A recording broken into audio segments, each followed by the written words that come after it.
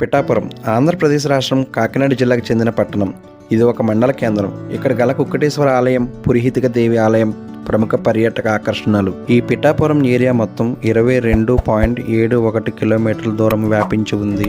జిల్లా కేంద్రమైన కాకినాడకు ఉత్తరంగా 15 కిలోమీటర్ల దూరంలో ఉంది. పిఠాపురం కాకినాడ జిల్లా పరిధిలో శాసనసభ నియోజకవర్గం.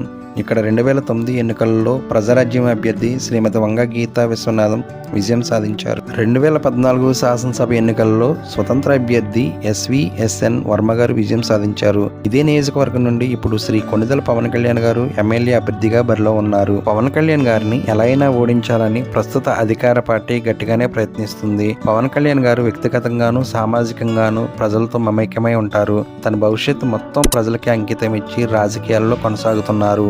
ఈ పిఠాపురం ఉత్కంఠ పోరులో విజయం ఎవరిని వరిస్తుందో తెలియాలంటే ఇంకొన్నాళ్ళు ఎదురు చూడాల్సిందే.